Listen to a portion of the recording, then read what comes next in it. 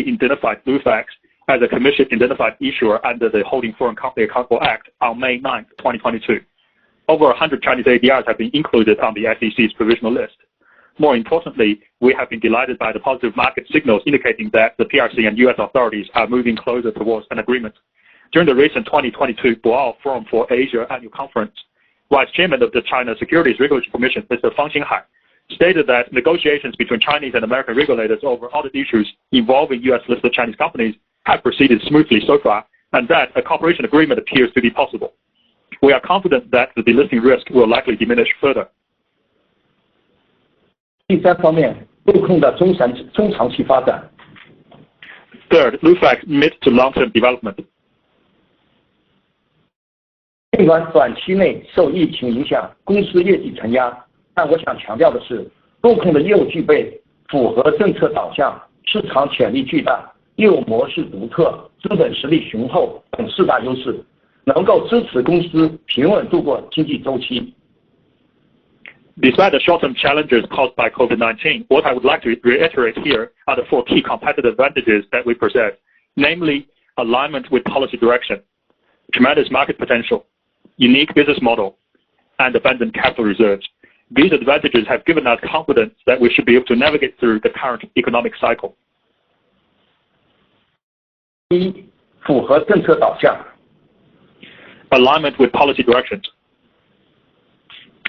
小微企业作为国民经济的重要组成部分，受到国家全方位、多层次的政策支持，且在发展的空间广阔。小微企业融资往往面临三高、三无、三难的情况。Because small and micro businesses are part of the core engine powering China's economy, they get a thorough and comprehensive policy support and thus enjoy enormous growth potential. At the same time, they often encounter three hurdles when trying to get funding. We characteristic those hurdles as three axes, three deficiencies, and three difficulties. 三高是指小微企业贷款只面临着高成本、高定价、高风险。三无是指小微企业往往无报表、无信评、无抵押。三难是指小微金融服务难统一、难规范、难推广。The three axes refers to the excessively high cost, high pricing, and high risk that small and micro businesses face when they apply for loans. The three deficiencies are the lack of financial statements, credit scores, and collateral when these businesses typically face. The three difficulties represent the difficulties in unification, standardization, and promotion of financial services to small and micro businesses. 综上，小微企业从传统银行业获得贷款的难度较大，且成本较高。陆控作为小微企业金融服务的头部企业，会继续顺应监管的方向，践行普惠的初心，进一步解决小微企业融资难、融资贵的问题。As a result, it is difficult and costly for small and micro businesses to borrow from traditional banks. As the leading financial services provider for small and micro businesses, we'll continue to align with regulatory directions, remain true to our mission of offering inclusive financing services, and deliver solutions to solve small and micro businesses' financing difficulties. 第二，市场潜力巨大。Enormous market opportunities. 我国小微企业金融服务的市场具有发展快、占比低的特点。根据央行的统计，2019年至2021年，我国普惠型小微贷款余额复合增长率达到了29%，行业处于快速发展阶段。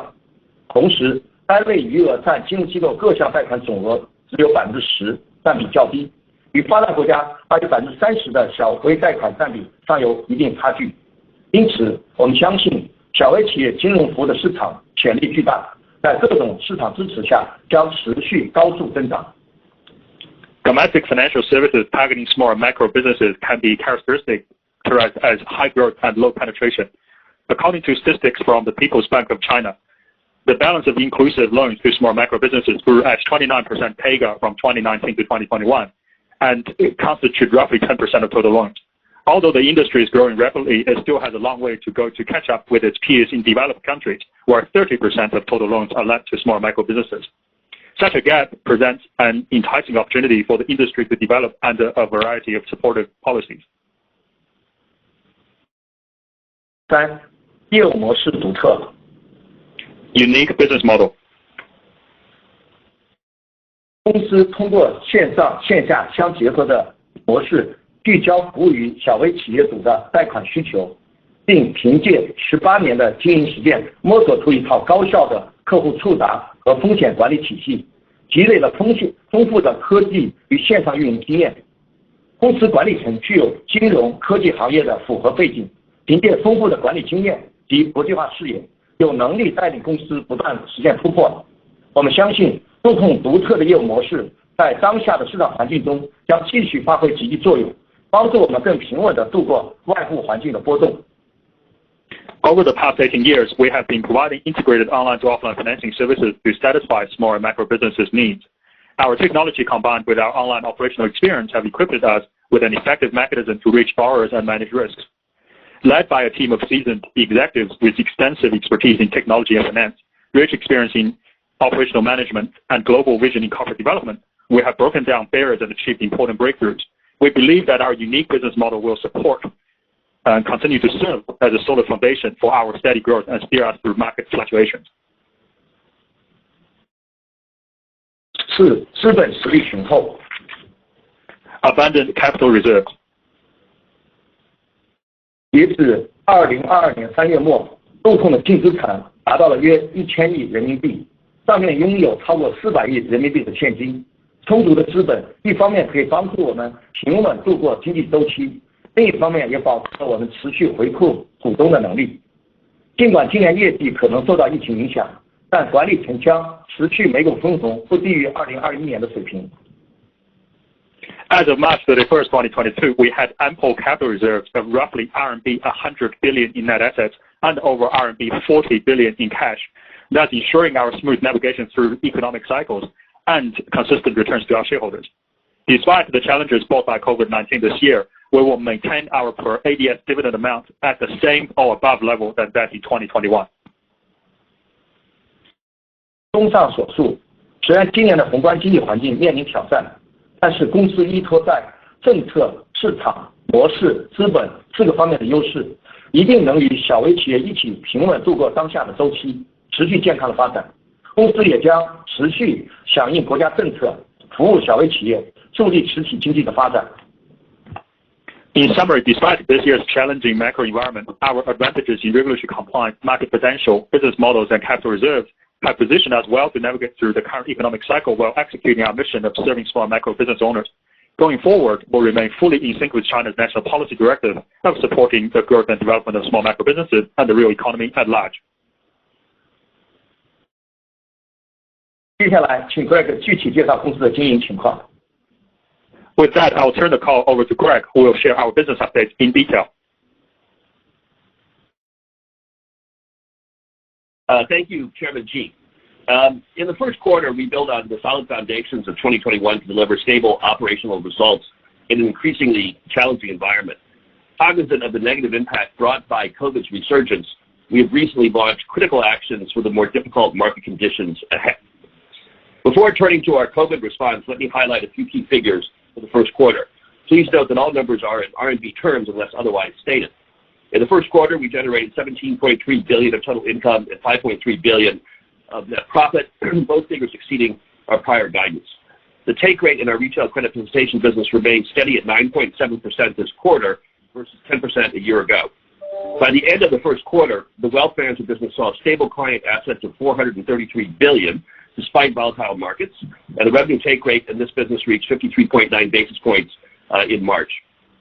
Operational costs were held steady while we continued with technology investment to empower our direct sales productivity in the loan facilitation and to optimize online customer management and wealth. In the first quarter, about 40% of our new direct sales hires for lending facilitation met our upgraded target profile for the ongoing channel transformation. First quarter direct sales productivity for lending increased 4.8% versus a year ago. Now turning to the resurgence of COVID.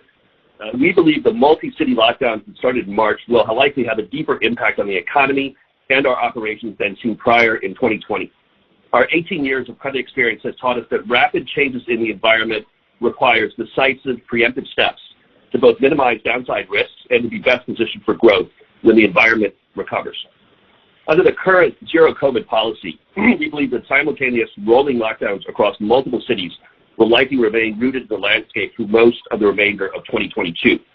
We entered this landscape facing a weaker macroeconomy than in 2020.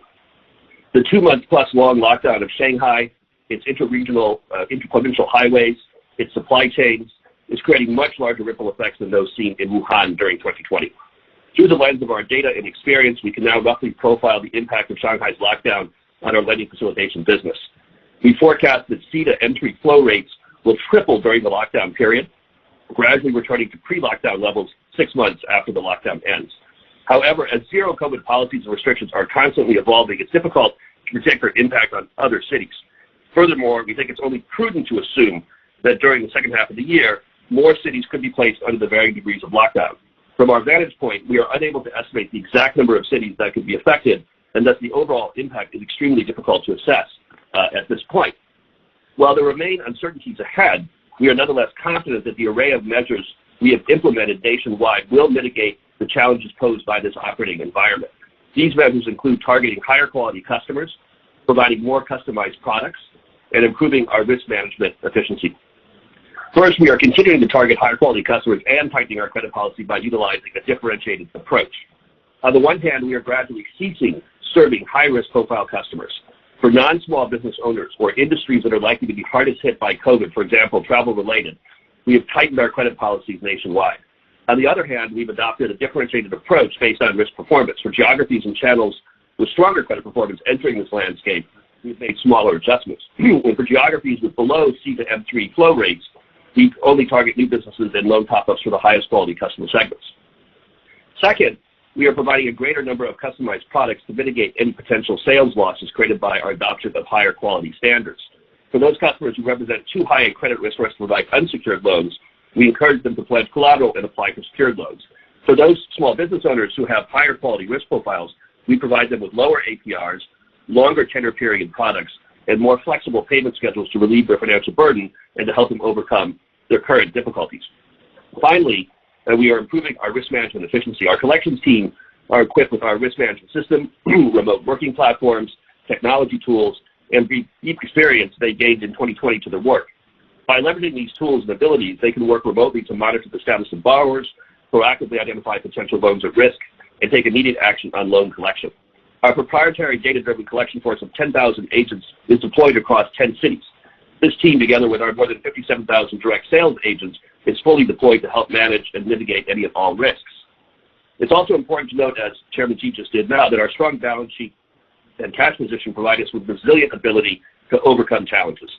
As of the end of the first quarter, our net assets stood at $98.3 billion, and our leverage ratio for our guarantee company stood at less than 2 times, positioning us well to handle risk fluctuations.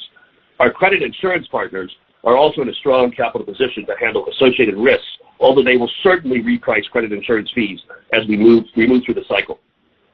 The financial strength of the underlying credit enhancement and risk sharing that we have with our funding partners provides them with little burden in the ongoing loan servicing to small business owners.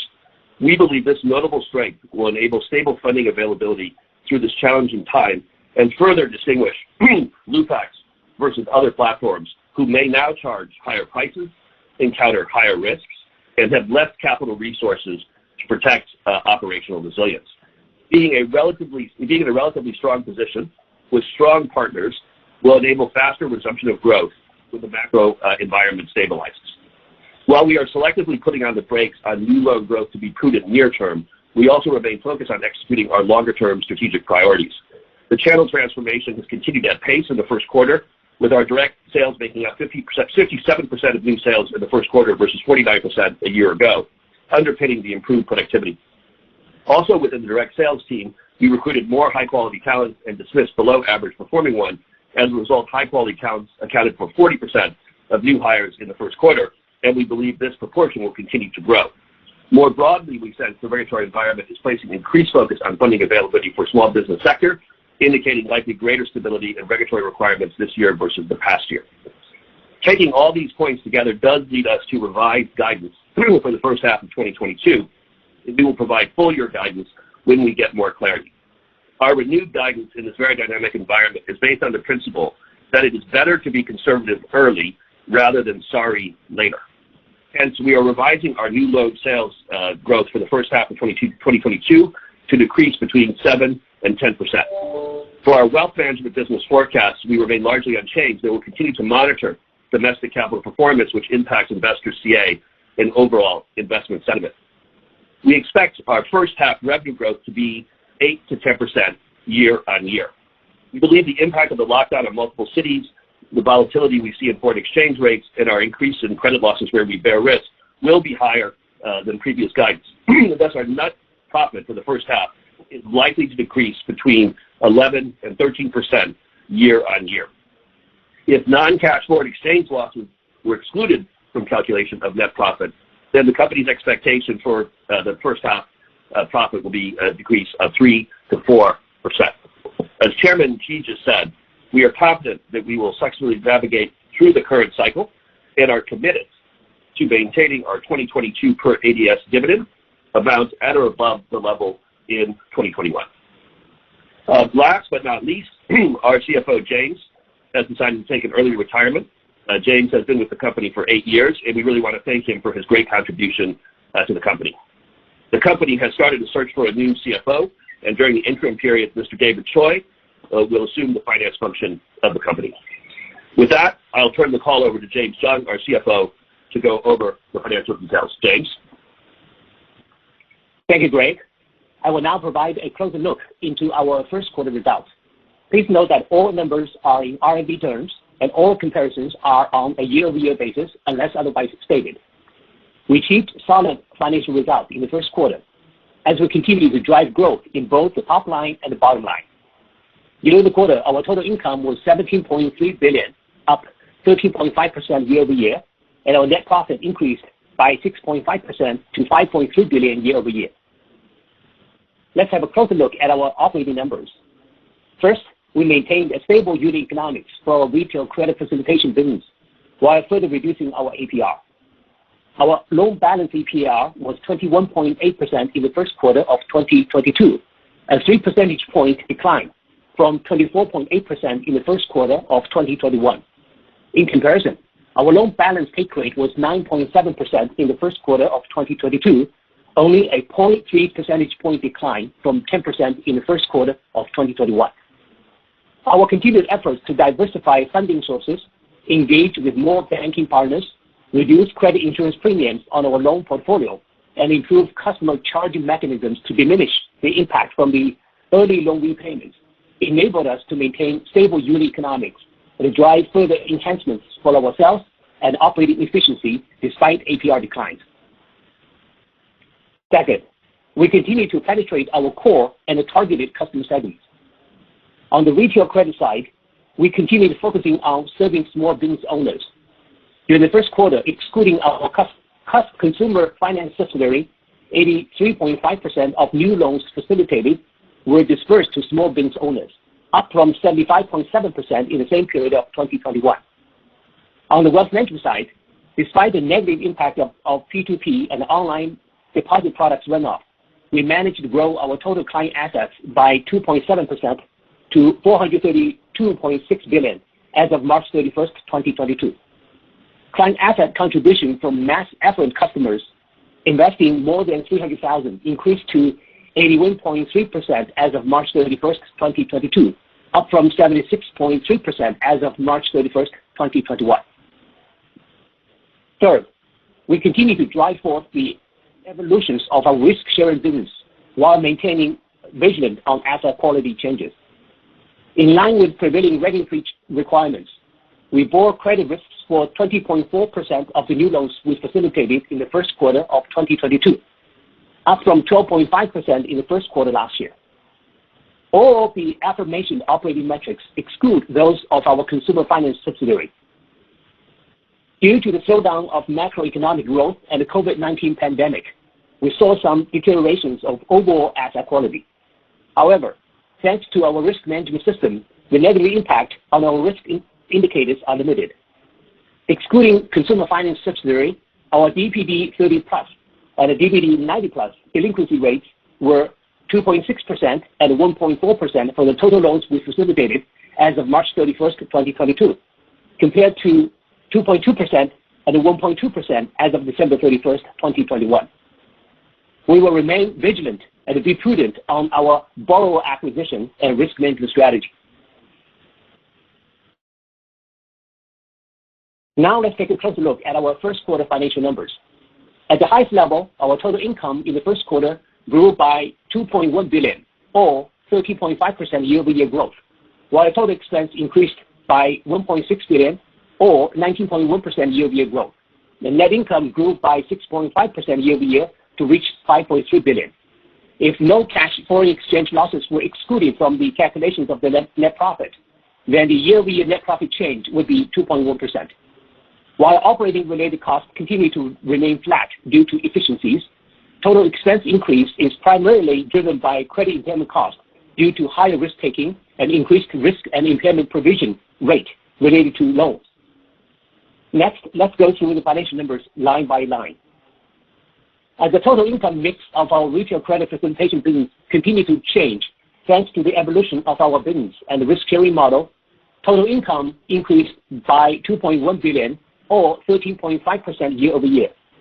During the quarter, while platform service fees decreased by 9.7% to 9.3 billion, our net interest income grew 71.2% to 5 billion, and our guarantee income grew by 245% to 1.9 billion. Other income decreased to 704 million in the first quarter from 1 billion in the same period of last year. As a result, our retail credit facilitation platform service fees as a percentage of total income decreased to 50.2% from 63.4%. Because consolidated trust plans provide lower funding costs, we continue to utilize them in our funding operations, enabling our net interest income as a percentage of total income to increase to 28.8% from 19.1% a year ago. Moreover, as we continue to bear more credit risk, we generated more guarantee income, reaching 11% of total income compared to 3.6% a year ago. Our investment income decreased by 11.2% to 435 million in the first quarter from 490 million in the same period of last year, mainly due to the decrease of investment assets, partially as a result of share buyback. In terms of wealth management, our platform transaction and service fees decreased by 5.3% to 592 million in the first quarter from 625 million in the same period of 2021. This decrease was mainly driven by the runoff of legacy products, which was partially offset by the increase in fees generated from our current products and services. Turning to our expenses. In the first quarter, our total expenses grew by 1.6 billion, or 19.1% to 10.2 billion from 8.5 billion in the same period of 2021, primarily driven by the increase of credit impairment costs. Total expenses, excluding credit and asset impairment losses, finance costs, and other losses, increased by 2.7% to 7.2 billion in the first quarter of 2022 from 7.1 billion in the same period of 2021, remain almost the same as we further improved operating efficiency. Our total sales and marketing expenses, which include expenses for borrowers and investor acquisition, as well as general sales and marketing expenses, increased by 5.9% to 4.5 billion in the first quarter. Our general and administrative expenses decreased by 15% to 726 million in the first quarter from 854 million in the same period of 2021. This decrease was mainly due to our expense control measures. Our operation and servicing expenses increased by 4.5% to 1.6 billion in the first quarter from 1.5 billion a year ago, primarily due to the increase of trust plan management expenses, which resulted from the increase in consolidated trust plans. Our technology and analytics expense increased by 0.2% to 448 million in the first quarter of 2022 from 447 million in the same period of 2021, mainly due to the company's ongoing investments in technology research and development. Our credit impairment losses increased by 168.2% to 2.8 billion in the first quarter from 1.1 billion a year ago. This was mainly driven by two factors. One, increase of provision and indemnity loss driven by increased risk exposure. As a reference, including the consumer finance subsidiary, the company bore risk on 19.4% of its outstanding balance from 8.7% as of March 31st, 2021. 2, change in credit performance due to the impact of COVID-19 outbreak.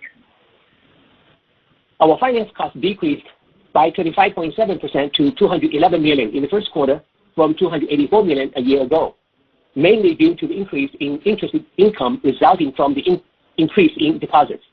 Additionally, our effective tax rate was 26% during the first quarter of 2022, remained the same as the same period of 2021.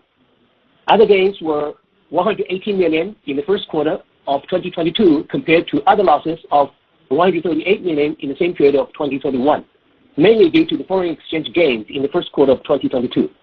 We have noticed that the volatility of foreign exchange rate between renminbi and the US dollar has increased, and such volatility could have both positive and a negative impact on our quarterly net profit in the future. As a consequence of aforementioned factors, our net income increased by 6.5% to $5.3 billion during the first quarter from $5 billion in the same quarter of 2021. Meanwhile, our basic and diluted earnings per ADS during the first quarter were renminbi 2.31 and renminbi 2.14, respectively. As of March 31st, 2022, we had a cash balance of $40.6 billion in cash at the bank, as compared to $34.7 billion as of December 31st, 2021. In addition, liquid assets maturing in 90 days or less amount to $52.1 billion as of March 31st, 2022. During the first quarter of 2022, the overall economics in China was impacted by the regional lockdown.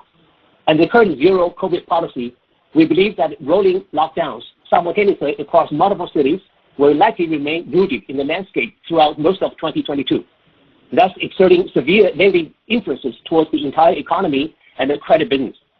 As the overall impact is extremely difficult to assess, we would like to provide our revised first half guidance to account for the near-term macro headwinds, and we will provide full year guidance when we get more clarity.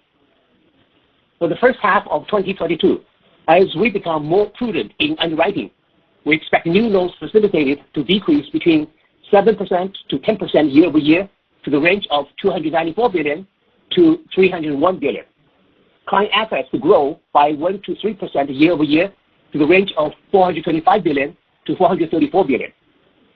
Total income to grow by 8 to 10% year-over-year to the range of $32.5 billion to $33.1 billion. Credit-related provision will increase given the deterioration of asset quality driven by the COVID impact and higher risk exposure. Other losses will increase due to foreign exchange volatility. Operation-related costs will decrease as we continue to improve our efficiency. As a result, we expect the net profit to decrease between 11 to 13% year-over-year to the range of $8.5 billion to $8.6 billion. If non-cash foreign exchange losses were excluded from the calculation of the profit, then the company's expectation would be for a decrease in the net profit for the first half of 2022 of between 3 to 4%.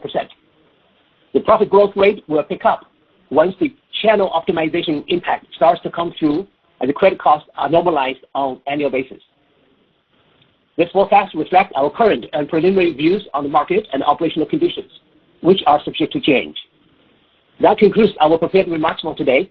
Operator, we're now ready to take questions. Thank you. Ladies and gentlemen, if you would like to ask a question, please press star followed by 1 on the telephone keypad now. If you change your mind, please press star followed by 2. When preparing to ask a question, please ensure your phone is muted locally, and please mention the question in both English and Chinese. Thank you. Our first question comes from Winnie Wu from Bank of America. Please go ahead. Thank you very much for giving me the opportunity to ask a question. So my question is regarding the COVID lockdown. Apparently management's being very prudent in terms of adjusting the growth target and lifting the lending standard. But just want to ask, is the impact on loan demand temporary, or could this lockdowns leading to more, prolonged damage to the demand from the SME sector that, the growth outlook for even 2023, 2024 might be impaired? And related to that, the second question is in terms of the impact on asset quality and impairment, assuming the COVID situation can get under control by, say, end of June, when do you think is the peak in terms of, NPL formation, NPL ratio, and our impairment? I will do the translation. 那非常感谢管理层给我这个提问的机会啊。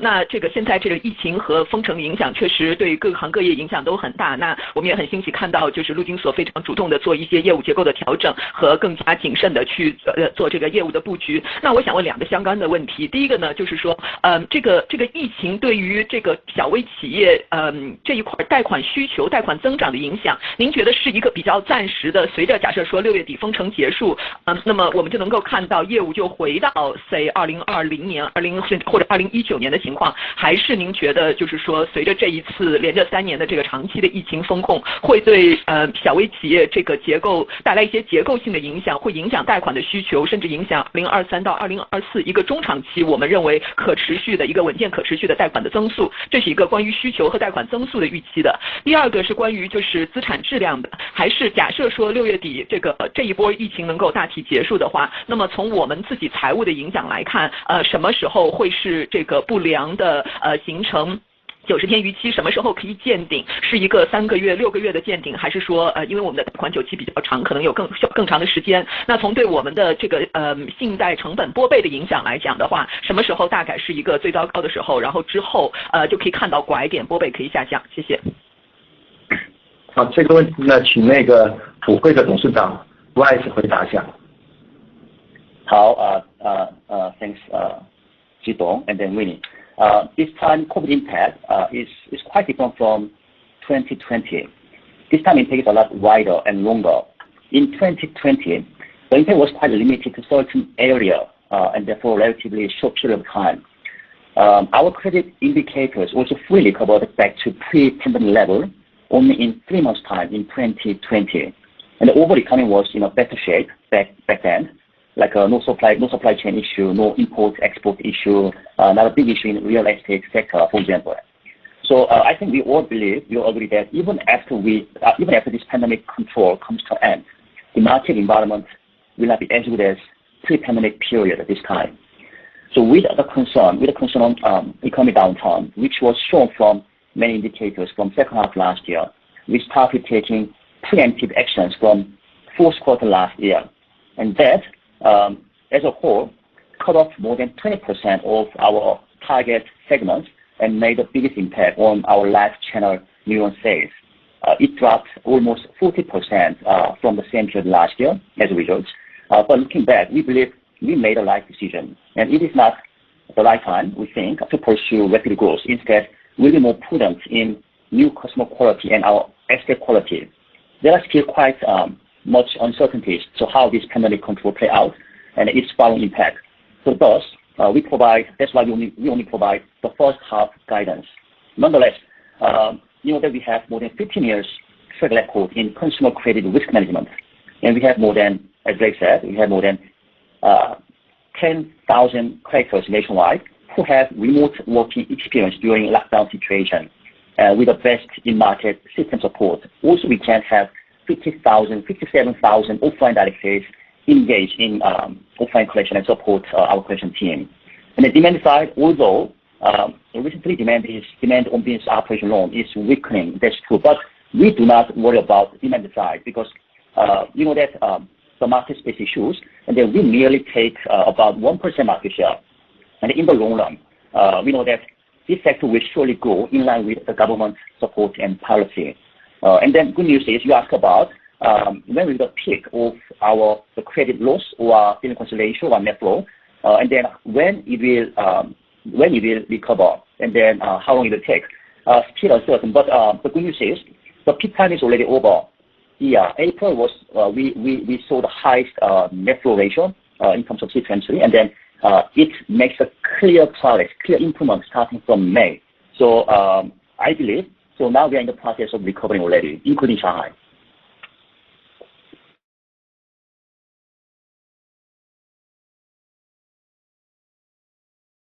Thank you. Our next question comes from Thomas Chong from Jefferies. Please go ahead.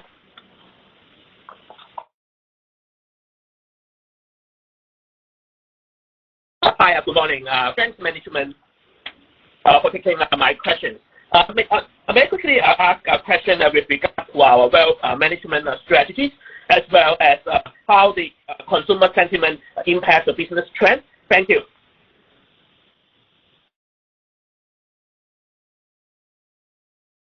Hi, thanks for your question. Sorry, Greg 回答一下。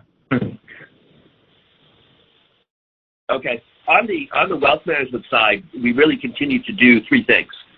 So one is continue to deepen our focus on the affluent and upper affluent customers, and providing them with more content and service around the new product set, which is now that all products in China have moved away from fixed income into NAV-based,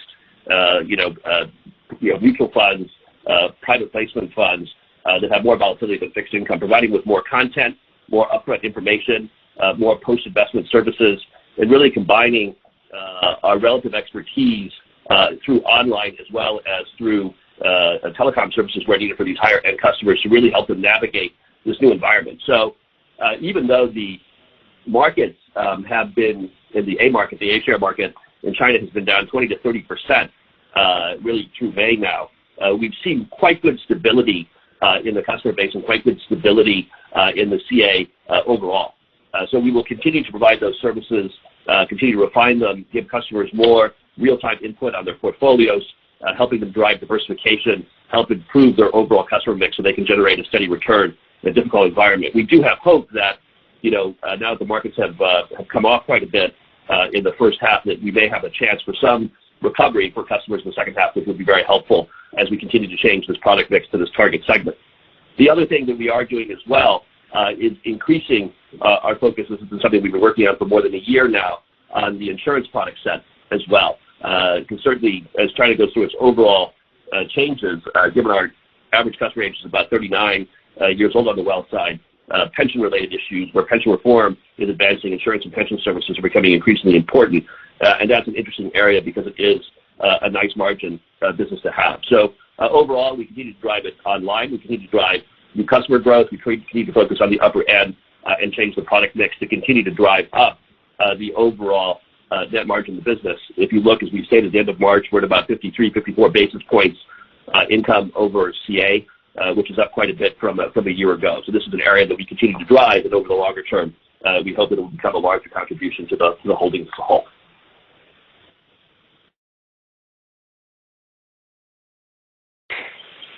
Thank you. Our next question comes from Hans Fan from CLSA. Please mention your questions in both English and Chinese. Sure. Thanks. Thank you for giving me this opportunity to ask a question. My question is mainly about the direct sales reform progress. As we know that since end of last year, Lufax has launched the progress to reform the direct sales team. Just wondering what's the progress now, and how long should we expect this reform to be largely completed? And also just to follow up a question regarding the breakdown of the customer acquisition. Can you share the percentage in terms of coming from the direct sales team, coming from the insurance team of Ping An, and also from the telephone sales? 感谢关键给我提问的机会啊！我这边想请教一下关于我们直销团队的改革进展。那么我们知道去年年底咱们公司开始进行这个团队的这样一个优化，所以想请管理层跟我们分享一下目前的进展，然后这个进展大概什么时候能够说是一个大体完成？然后我追问一下关于这个获客渠道的比例，按照直销团队、授权团队还有我们的电销。好，谢谢。好，那个 Vice。好，thanks Hans. Let me first share the progress with live channel actions. Live channel, the first quarter new sales dropped by almost 40% from the same period last year, and now it takes about 20% for our new sales contribution. And direct sales, the first quarter new sales increased by roughly about 10% from the same period last year, and then it now takes 57%. So regarding the channel mix, live is contributing 20%, and then direct sales almost 60% now, and the rest 20% are from telemarketing, especially for our existing customers reborrowing. So it's a mix. Before I get into the DS channel reform, if I share some information about live channel, that we took series of risk mitigation actions from fourth quarter 2020. So 40% sales drop in first quarter this year is big, but it's not a huge surprise for us if intended. And now if you look at the live channel new customer quality in first quarter 2020, after we took all those actions, we measure mucosal quality by like a DPD1 plus at MOB3 or DPD30 plus at MOB3. It is now even slightly better than that of direct sales channel. It's very promising. And total number of live agents, now you see that it gets stabilized. It does not decrease further and much. So we believe live channel contribution to new sales, which is already reached the bottom, it cannot be lower than this. And we believe this will rebound slowly going forward. So this is update about live channel the action. And then I want to say that we have a hope that this will contribute more new sales going forward. And then coming to direct sales reform, this is ongoing reform. It takes time. As of March end, total number of direct sales we have is 57,000. That includes team leaders and other supporting staffs. It was 57,000, exactly the same number in a year ago. So number of direct sales didn't increase at all for a year. Yet DS channel sales volume increased by almost 10%. That well indicates our DS channel productivity continuously improves. Although we continuously tighten underwriting policy and reduce target market to achieve better asset quality. We continue to focus on optimizing DS team mix with priority. This year, we said we do not pursue rapid sales growth or balance growth, but taking this opportunity, we focus more on how we can optimize our sales team mix. We try to get more, we call it Yochai, whose retention rate is 2 times higher than Fei Yochai at MOB12, meaning after 1 year they join us. And whose productivity is normally more than 20% higher than Fei Yochai. So we focus on how we can get more Yochai group versus Fei Yochai, and then change the mix of our direct sales. As I mentioned, the recent hiring shows that our Yochai portion, it takes up to more than 40% out of total new hire. It was just 1 visit last year, so we are making progress. And also, we are providing a lot more tech enablements through our sales app upgrade to enhance their sales efficiency. And also, we are now trying to gradually removing team leader layer, which takes about 10% of total sales headcount. So that naturally will further improve our sales productivity. So this year, we focus on building stronger direct sales team through DS reform. And then this will lay a foundation, solid foundation for our rapid growth from next year after we get through this difficult time.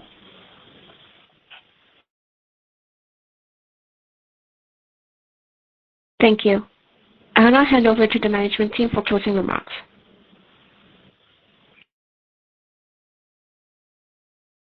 Thank you, everyone, for joining the conference call. If you have more questions, please do not hesitate to contact the company's team offline. Thanks again. Bye-bye.